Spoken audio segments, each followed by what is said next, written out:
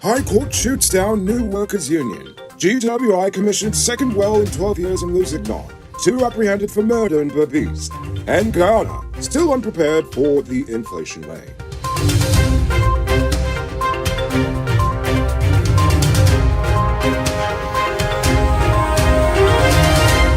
I am Enrico Pulford, and this is Uncut News. Do you see news happening? Send us a tip on WhatsApp at 592-659-6151. The Guyana Civil Servants and General Workers Union has lost its bid to represent certain categories of workers at the Guyana Geology and Mines Commission after its application was dismissed by the High Court earlier this month.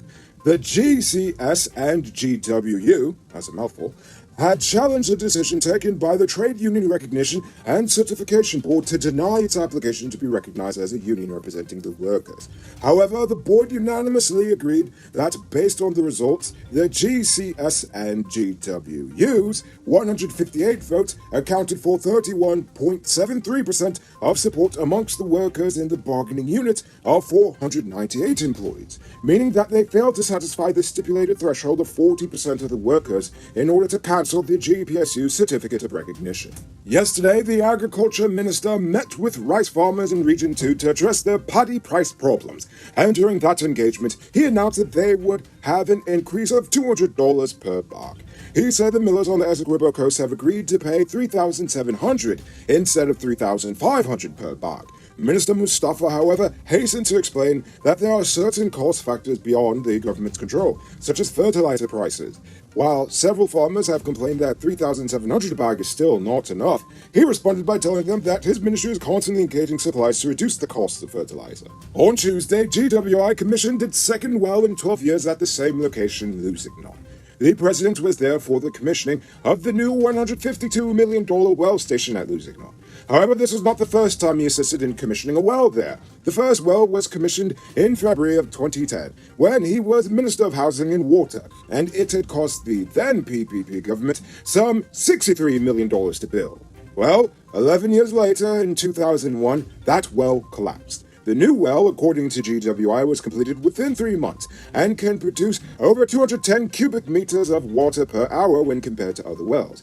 In terms of the quality, Sheikh Bash explained that, except for one, it has met all of the parameters of the World Bank when it comes to water quality. The iron content found in the water is still above World Health Standard, and hopefully this can be addressed in the not-too-distant future. This new well will have a lifespan of 30 years, unlike the last one that clearly collapsed in just 11.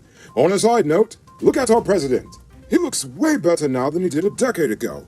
Good on him. Now it's time to tell you about Best Buy's car of the day. Currently on sale is his 2014 Audi Q3. It comes with Bluetooth, mark rims, new tires, TV, CD, stereo, fog lamps, electronic parking brake, dark camera, and much, much more. Buy cash for $5.6 million, or pay down as low as $1,120,000 down with around $108,000 a month for 5 years, and it's yours. Call or WhatsApp 662-0844 for more info, or visit the showrooms at Lot 171 Peter Street, Queenstown, or Lot 2 Lamar Street, and tell Nico sent you for this sweet, sweet deal.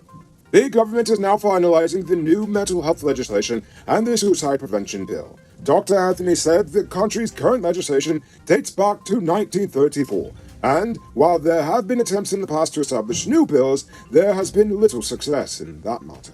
Nevertheless, they want the proposed legislation to reflect modern thinking relating to mental health issues. He noted that early diagnosis and treatment are important and persons should access the services. Apart from the bills, the Health Ministry has collaborated with Columbia University in New York to assess the mental health issues in Ghana with the goal of addressing the root causes of those issues.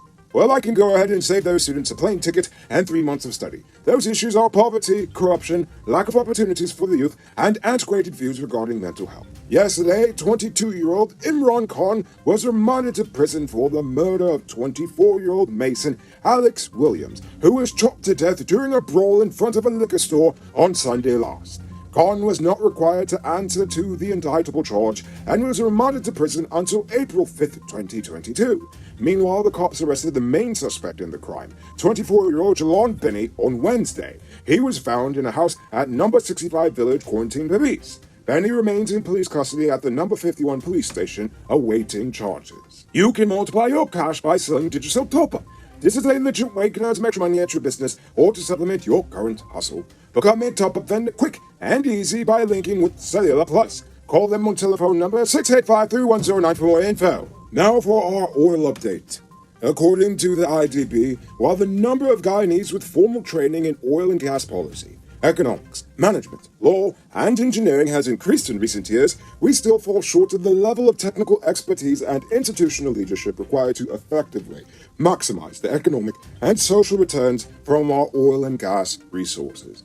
They also said that the petroleum industry is a highly specialized technical and commercial sector, and studies show that the creation of a regulatory agency with a skilled, experienced, knowledgeable professional staff is a key structural feature of nations that have maximized their oil gains, as well as the strict separation of the governmental functions, that is, the policy-making function from the regulatory function when it comes to oil, all of which we have yet to officially do. So, we need to do that if we truly wish to maximize our oil resources. Now for our stupid news of the day. You know what I think is stupid? When I'm right about bad news, especially if it was avoidable.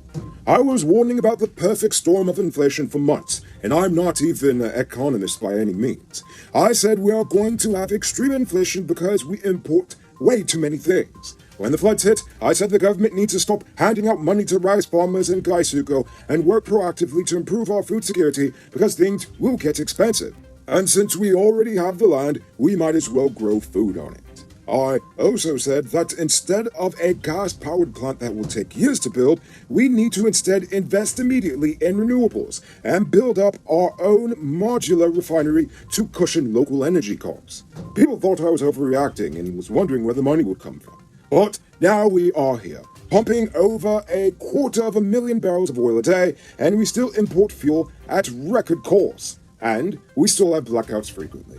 Those billions for the gas-powered plants could have gone to giving communities around the nation solar, wind, and water plants, and then training them on how to maintain it. It's not that hard, I mean, honestly. Last week, a man in Linden made his own system after watching an instructional video on YouTube about it. Now, so it's possible. And I also like such a program because a program like this serves two purposes. You give people electrical current, and you're empowering a community. Get it? It's an electrical pun. Ha-ha! But you know what isn't currently empowering? Is the billions of Guyana dollars wasted on unproductive agriculture projects and in unaudited government handouts over the past year and a half. Instead, that money could have been spent on a nationwide campaign to start community gardens and, when not possible, directly give poor families food. And if you're poor, but you've got the space, the government can just give you the tools and the training to feed yourself. Now, I could go on and on, but it's a holiday, so I'll keep it brief. Instead of giving handouts and selling oil dreams, the government should have been empowering people to become self-reliant. Because this current situation is pretty stupid. Who said luxury can't be affordable? Move into your own home in 2022. Lenore Estates West Coast MRR properties are within your reach. Move out of the landlord's place and put that rent money towards your own 5,000 square foot property. Call or WhatsApp 592-618-5702 for more info. And now for our Uncut News Views Poll Question of the Day. Every day we pose a question about current events in Guyana, the region, the diaspora, and how you feel it relates to us. So, you give your responses in the comment, and we'll read the best ones in the following episode. Yesterday's question was, since we're out here wanting to re-examine the oil contract, should we re-examine this airport contract? Dopamine says, some taxpayers will never step foot on the airport ever. Yes, and yet they must pay for it anyway. Everett Lawrence says, the new Demerara Bridge is going to be like the airport, Chinese-made. Indeed, Chinese-made.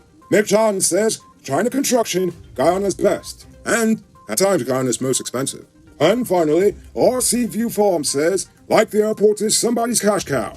Yes, it is. Courtesy of the Guyanese taxpayer, aka you and I. So, for tonight's question, I want to know, how do you feel about the ongoing debate of parties and other festivities on religious holidays? Does Dr. Passard have a point, or is she just being overly sensitive, or is it just, well, somewhere in between? It usually is. But anyway, I want to hear from you. Think about that question and tell us in the comments below. If your response is good enough, we just might feature it in our next episode. Anyway, that's all the time we have for tonight, and check us out on Monday for another. Until then, I'm Rico Bulford saying, have a great weekend, and a great Pagua. And as always, don't drink and drive, or you'll end up on Monday's episode of The Hard Way. Ha-ha! Good night, folks.